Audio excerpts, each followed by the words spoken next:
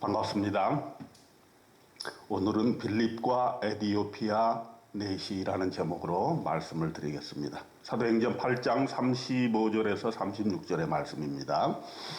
빌립이 입을 열어 이 글에서 시작하여 예수를 가르쳐 복음을 전하니 길 가다가 물 있는 곳에 이르러 그 내시가 말하되 보라 물이 있으니 내가 세례를 받음에 무슨 거리낌이 있느냐. 우리가 지금 사도행전을 쭉 읽고 있는데 사도행전은 전도행전이죠. 전도는 혼자서 하는 것이 아닙니다. 하나님과 전도자와 전도 대상자가 삼위일체가 되어야 하는 것이죠. 오늘 빌립이 에디오피아 내시를 전도하는 이야기를 통해서 전도가 이루어지는 과정에 대해서 살펴보고 우리도 이것을 잘 이해해서 전도하는데 활용을 했으면 합니다. 첫 번째 주목할 것은 하나님께서 전도의 문을 열어주셔야 한다 하는 것입니다. 주의 사자가 빌립에게 말하여 이르되 일어나서 남쪽으로 향하여 예루살렘에서 가사로 내려가는 길까지 가라 하니 그 길은 광야라 그랬습니다. 하나님께서는 오늘도 전도의 계획이 있으십니다. 복음이 예루살렘뿐만 아니라 사마리아 그리고 에디오피아까지 전달되어야 한다라는 것이 하나님의 생각이셨습니다. 그렇기 때문에 깨어있지 않으면 하나님의 전도의 경륜을 우리가 알 수가 없습니다.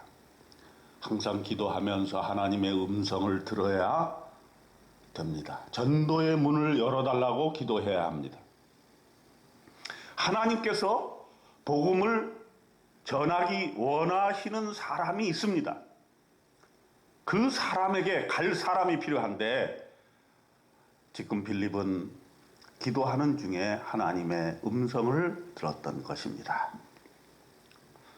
두 번째 생각해야 될 것은 전도 대상자의 마음의 문이 열려야 전도가 되는 것이죠. 에디오피아 사람 곧 에디오피아 여왕 간다게의 모든 국고를 맡은 관리인인 내시가 예배하러 예루살렘에 왔다가 돌아가는데 수레를 타고 선지자 이사야의 글을 읽더라 그랬습니다. 에디오피아의 고급 관리, 예루살렘으로부터 멀리 떨어진 나라, 하나님의 백성, 유대 백성과는 전혀 관련이 없는 나라, 이 나라의 중직을 맡고 있는 사람이 어떻게 예루살렘까지 오게 됐느냐 하는 것입니다. 또 어떻게 이 내시가 하나님의 말씀에 대해서 관심을 갖고 성경책을 읽을 수가 있다는 말입니까? 이거는 하나님의 역사 아니면은 도저히 설명이 될 수가 없습니다. 여러분, 우리가 억지로 에디오피아 사람 만나가지고 그들을 전도하고 그들을 회개케 하고 예수 믿게 하는 것이 얼마나 어렵겠습니까? 우리가 지금 수요일 오늘 유학생 성교기도회를 12시에 합니다마는 캠퍼스마다 유학생들이 많이 와요. 어제도 제가 숭실대 채플에 가서 베트남 여학생 2학년인데 언론정보학을 전공을 했더라고요. 지난주에 예배에 안 나와서 제가 어떻게 된 건가 걱정을 많이 했는데 한글말을 잘 모르니까 공고된 것, 한경직 목사님 기념관 1층에 김덕윤 예배실로 오라 이렇게 했는데 그걸 모르고 엉뚱한 곳에 가서 예배 왜 안 오나 이렇게 헤맸다는 거예요. 근데 얘기를 들어보니까 지금 고국인 베트남에는 아마 엄마와 자기 남동생이 있는 것 같아요. 제가 아빠 얘기는 물어보지 않았습니다만은 아마 한부모 가정 아닌가 이런 생각이 들었습니다. 그런데 한국말도 곧잘하고 2년 됐다는데 열심으로 이렇게 공부하려는 의지가 보여서 정말 하나님께서 이름이 홍안이에요. 홍안이라고 하는 베트남 젊은 대학생을 한국에 보내주셔서 이곳에서 예배 드리게 함으로써 그의 마음속에 예수 그리스도를 믿게 하려 하시는 게 아닌가, 이런 생각을 해봤습니다. 여러분, 베트남 사람 공산주의 국가 아닙니까? 거기에 있는 젊은이가 어떻게 해서 서울에 오게 됐고, 어떻게 해서 숭실대에 와서 공부를 하게 됐고, 어떻게 해서 체포에 와서 예배를 드리게 되었겠습니까? 이건 하나님의 역사 아니면 도저히 설명할 수가 없는 것이고, 하나님께서 이 베트남 여학생의 마음의 문을 열어주셔서 복음을 받아들일 수 있게 하는 이 놀라운 역사가 일어나야 된다 하는 것이죠. 마찬가지로 사도행전에서도 에디오피아 내시가 어떻게 해서 예루살렘에 예배하러 왔으며 어떻게 해서 이사야를 읽고 있었느냐 하는 것이죠. 그 마음에 뭔지는 모르지만 희미하지만 하나님은 존재하신다, 유일하신 신이 있다, 그 얘기는 어디서 들었는데 나도 그 신을 한번 믿어보겠다, 이러한 마음의 열정이 있고, 아직은 잘 모르니까, 하나님에 대해서 모르니까 어떻게든 유대인들이 가지고 있는 성경을 한번 읽어보면 내가 하나님에 대해서 알 수 있지 않겠느냐. 그런데 이를 도와줄 사람이 필요한 거죠. 하나님이 명령하시고 하나님이 이 에디오피아 내시의 마음의 문을 열어주시고 복음을 받고자 하는 마음의 준비는 되었는데 전하는 사람이 없으면 어떻게 예수 그리스도를 믿을 수가 있겠습니까? 하나님은 지금도 우리가 전도의 발을 내딛어서 입을 열어서 예수 그리스도를 전하는 사람이 되기를 기뻐하시는 것입니다. 세 번째, 전도자 빌립의 순종에 대해서 우리는 배워야 됩니다. 이 일이 있기 직전에 빌립은 사마리아에 가서 전도 부흥회를 열었는데 많은 사람이 예수 믿고 구원받는 놀라운 역사들이 사마리아에서 일어났습니다. 여러분 한번 그 성경 말씀을 보세요. 빌립이 사마리아 성에 내려가 그리스도를 백성에게 전파하니 그들이 믿고 남녀가 다 세례를 받으니 예루살렘에 있는 사도들이 사마리아도 하나님의 말씀을 받았다 함을 듣고 베드로와 요한을 보내매.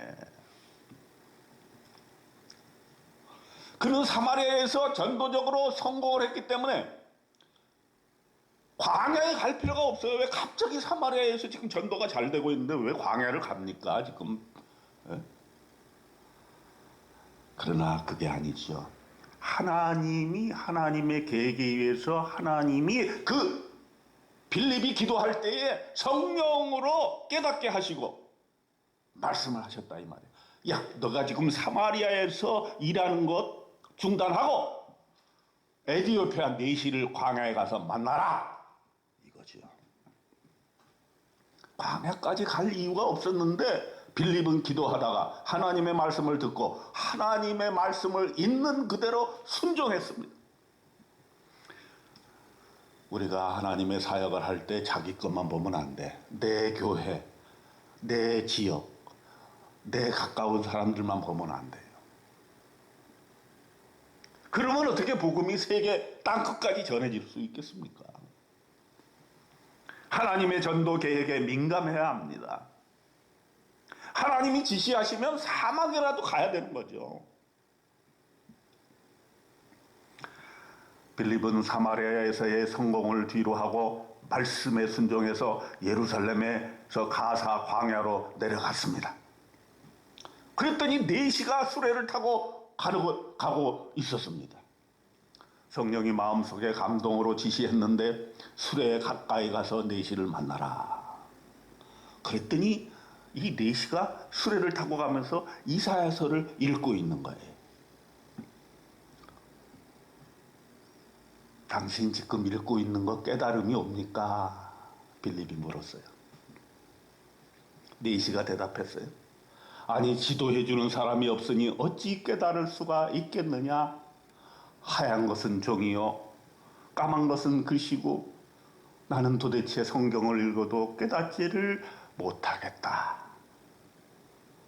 여러분 일반 사람들이 다 지금 그런 거 아니에요. 예수 안 믿는 사람들은 성경책이 세계적인 베스트셀러지만 읽어도 무슨 말인지를 모르는 거예요. 하얀 거는 종이요 까만 거는 글씨. 예. 남들이 다 읽고 성경 안 읽으면은 교양인이 아니니까 그냥 한번 성경을 읽어보자 그러고 읽는데 그것이 무슨 깨달음이 올 수 있겠습니까? 네시가 수레에 올라와서 같이 한번 얘기를 나눠보자 했습니다. 빌립이 예수의 복음을 전했습니다. 그랬더니 이 네시가 얼마나 그동안 준비가 돼 있었는지 복음 전하자마자 복음을 받아들이고, 내가 뭐 기다릴 거 뭐 있냐? 지금 수레를 멈춰서 저기 물이 보이는데 물에 가서 세례를 받겠다. 이야, 우리가 전도 이렇게 될 수만 있다면 얼마나 신이 날까요?